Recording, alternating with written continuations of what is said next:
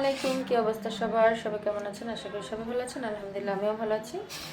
কালকে যেহেতু ধনেপাতা ভর্তা বানিয়েছি, তো কালকে ভর্তাটা আমার কাছে মাশাআল্লাহ অনেক অনেক অনেক ভালো লেগেছে, তাই ভাবলাম আজকেও বানাই। তো রেসিপিটা আপনাদের সাথে শেয়ার করি। ফার্স্ট টাইম এভাবে বানিয়েছিলাম, না হলে আমি সবসময় হাতে মেখে বানাই। তো কালকে ব্লেন্ডার করে বানিয়েছি। তো ফার্স্টেই একটুখানি ধনেপাতা এটা সিদ্ধ করে নিয়েছি, তো আমি এটা ব্লেন্ডার জারে দিয়ে দিচ্ছি। তারপর হচ্ছে কিছুটা পেঁয়াজ কুচি দিয়ে দিলাম।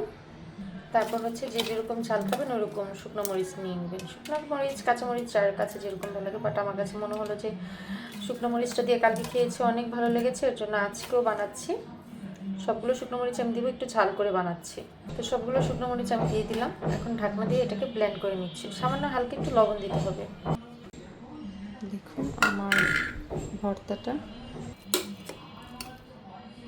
মাশাআল্লাহ, ভর্তার যে একটা গ্রান, এটা হয়ে গেছে। এখন এটা আমি নামিয়ে নিচ্ছি।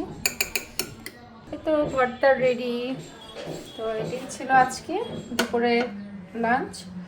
রান্না করলাম ভর্তা, ধনেপাতা আর হচ্ছে আপনার সরি শোল মাছ দিয়ে শালগম দিয়ে রান্না করেছি একটু ঝোল ঝোল করে।